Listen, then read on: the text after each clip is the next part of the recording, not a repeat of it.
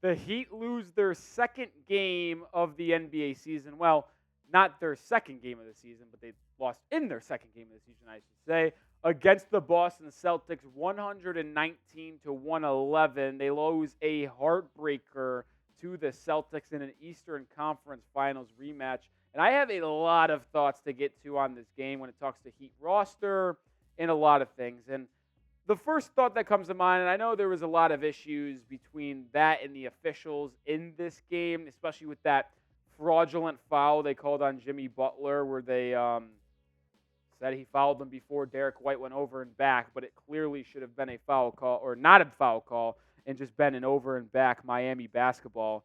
And we'll talk about some stats. We'll talk about some overarching themes for this Heat team, but I do want to show love to Bam Adebayo to start off today's game. Had 27 points, 7 rebounds, ended up shooting 10 of 24, but he felt dominant for the most part of this game. He absolutely owns Kristaps Porzingis, and if the Heat and Celtics match up again in the playoffs, which I would not be shocked one bit if this is a playoff matchup either in the second round or conference finals for like the fourth time in 5 years, I'm not going to be concerned about Bam Adebayo in those postseasons because he owns Kristaps Porzingis, and every time those two match up, Bam always gets the better of him. Not to mention, Porzingis fouled out in this game with about 3 minutes and change to go. Bam Adebayo head tapped him as well, posterized him in the first quarter. I love what I saw from Bam Adebayo, but one of the main things I want to talk about is how the Heat cannot close games. And I think this is a legit problem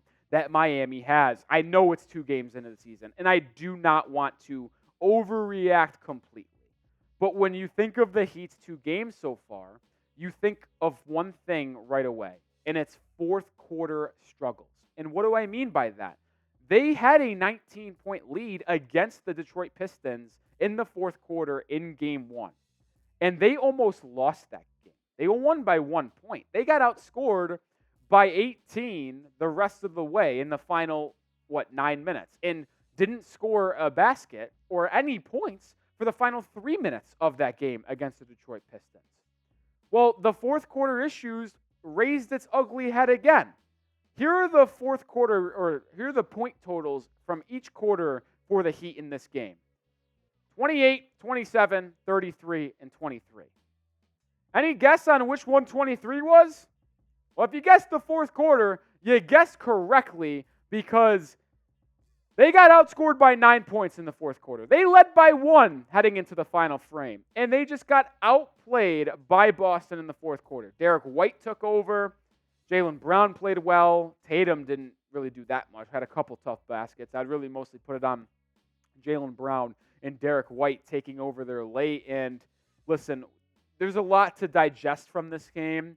I thought the Heat played decently well when you look at like their team stats, like scoring 111 points against Celtics team, which is a pretty good defense. Like, I'll take that. Like, you look at these Heat's numbers against Celtics. 111 points, good. 24 assists, good. 45 rebounds, fine. 42.7% of the field, little low. Would have liked that to be that higher, but you shot 47% from 3. You made 16 triples. You got to win those games. So it's a little disheartening to see the Heat struggle in the fourth quarter once again and choke away a game. You don't want to see them lose these type of games. You should be winning those games you shoot 47% from 3. I'll talk about the Heat defense here in a little bit, but it's been disheartening to see the Heat, who I thought played well for 3 quarters tonight, choke in the fourth quarter. There was at one point before the 4 or 5 minute mark, I believe, in that fourth quarter where the Heat were 2 of 14 from the field in the final quarter. They were 11 of 12 at the line at that point, so they got to the free throw line, but you can't go 2 for 14 in the fourth quarter. And this really goes back to the question is, do the Heat have enough on their team to win these close fourth quarter games when it matters most? My thoughts more on that in a second, but I want to make sure you guys do subscribe to the Heat Report here. Non-stop videos all season long, watch parties as well. Hit that sub button. Join us here at the Heat Report as we cover the Heat better than anyone. We're also sponsored by PrizePicks. I'll talk more about them in just a second, but I want to go more in depth on this game with the Miami Heat because they did struggle with scoring, and that's why they were targeting a player of Damian Lillard's caliber all offseason long. Someone that can break the defense down. And just think about the attention that Damian Lillard would draw from other teams defensively, allowing Bam Adebayo more free roam in the mid-range and to the rim. And Jimmy Butler, the same thing. Getting a player that can break down a defense more consistently might still be something the Heat need. Now, I will give Tyler Herro credit. I thought he played really, really well today. He got to his spot. He didn't seem rushed. And after a rough game against the Detroit Pistons, he was able to rebound nicely, put up a stat line of 28 points, 6 rebounds, 6 assists, shooting 52.5% from the field and 41% from 3. It took a lot of shots for Tyler to get to 28, but this is the Herro that you were expecting to see this regular season and someone who could average 25 points a night. But the question is it enough? Well, it's not enough when Jimmy Butler is doing this. 14 points on 3 of 11 shooting. Jimmy Butler was absolutely horrific in this game. And it's honestly disappointing to see Butler play this way. Listen, it's game 2 of 82. I don't want to freak out. But Jimmy cannot be doing shit like this. He can't. More thoughts on Butler in a moment, so stay tuned.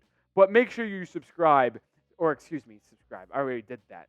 Join us at PrizePicks because PrizePicks is sponsoring today's video, and they are the best sponsor in the business. Go to prizepicks.com/CLNS. Use code CLNS for first deposit match up to $100. Want to play alongside some of PrizePicks' favorite players like rapper Meek Mill and comedian Andrew Schultz? Well, you can play alongside them when you go to Community Plays under the Promos tab of the app to view entries from some of the biggest names in the PrizePicks community each week. Or if you just want to play alongside me, I can show you my picks that I made from this game as well. Unfortunately, I went 2 for 4 and failed. I went less than Porzingis 8 rebounds. He had 9. I went more than Bam Adebayo points, rebound, assists. He hit that. More than Jaylen Brown's points, rebound, assists. He hit that.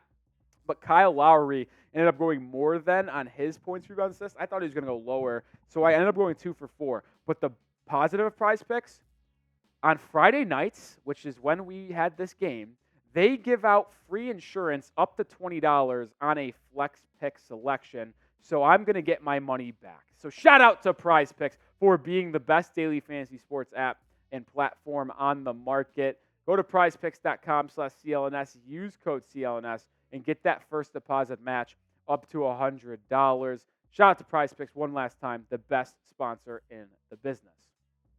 Back to the Heat and Jimmy Butler. And listen, it's the regular season. Jimmy Butler does not play as hard as he usually does in the regular season as he does in the postseason.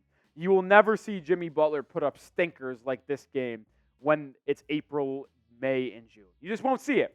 But if the Heat want to be a serious team and not have to worry about the play-in this year, you're going to have to win regular season games. Let's not forget the Heat were the 8th seed, and we're 4 minutes away from getting bounced from the play-in, not even making the postseason. Unless Max Strus went for 30-plus like he did against the Bulls in that play-in game. Like, the Heat need to be more consistent offensively in the regular season. And it starts with your main guy. But that begs the question, if Jimmy's not going to do that in the regular season, is a duo of Bam Adebayo and Tyler Herro good enough to lead the Heat to a top 6, top 7 team in the regular season so they don't have to worry about the play-in? Well, my question is, what are you going to do to improve this roster? Because if you don't think that Bam and Tyler can be the head honchos on a top 6 team in the Eastern Conference, then what are you going to do? We've been clamoring for a new point guard. I've been clamoring. But Kyle Lowry, let's face it, he was very good tonight. 13 points, 7 rebounds, 5 assists on 5 of 7 shooting, and 3 for 4 from beyond the arc. Kyle Lowry played exceptionally well in this game against Boston. And after a horrific game against the Pistons in the opener, he rebounded nicely. So maybe the trade rumors for James Harden quiet down a little bit after Kyle Lowry's good performance. But I'm not going to dispute the fact that the Heat need to add more to this roster. They need more scoring. And listen, Josh Richardson was out, Caleb Martin was out, Haywood Highsmith was out. So you don't have the full Heat rotation. But you need more from your players outside of Bam, Jimmy, and Tyler. And it's really hard to put in the perspective what the Heat need. Like, I still lean shooting. Maybe they go DeMar DeRozan or Zach LaVine at the trade deadline if the Bulls are bad and they sell in February.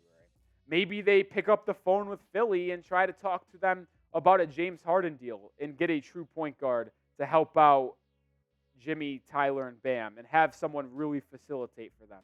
Maybe that's the solution. But you're never going to win games when Jimmy Butler's doing this. It's the fact of the matter, especially against good teams like Boston. Like, Boston is going to beat you every single time Jimmy Butler plays a game like this. There will never be a time you beat the Celtics, who have arguably the best starting lineup inside the NBA. When Jimmy Butler's scoring 14 points, it's never going to happen. And one thing I was concerned with was the Heat defense today as well. They are a notoriously good defensive team. But you gave up 60 points in the first half. You gave up 59 points in the second half. The Celtics shot 47.4% from the field and 41% from three. You struggled to defend tonight. You did. And I don't think that's going to be a theme throughout the season because, like I mentioned, Josh Richardson, Caleb Martin, and Haywood Highsmith being out tonight, those are three of your top four wing defenders. Legitimately, three of your top four wing defenders. And you're not going to beat a team that has good wing scoring like Boston with your top three defensive wings out. So it's hard to take away a lot from this game because Kyle Lowry played well. If he stunk, then the talks become trade for James Harden. But he played well and you still lost. So I think I'm going to put the blanket on the fire of the panic meter and just say this game's chalked up to bad defense because you missed three of your top four wing defenders and Jimmy Butler not playing well. Also, this is Butler's second game of the NBA season. He didn't play any preseason games. So this is his second time playing real game action against someone not on the Miami Heat in practice. Don't want to overreact too much, but tough loss for Miami. 119-111. Should have won. Disappointed that they stunk it up in the fourth quarter for the second straight game. But if you want more Heat analysis, more Heat coverage, more Heat news, more Heat rumors, watch parties every single game that we can do, hit that sub button. We're on the road to 6K. Lock us in here at the Heat Report.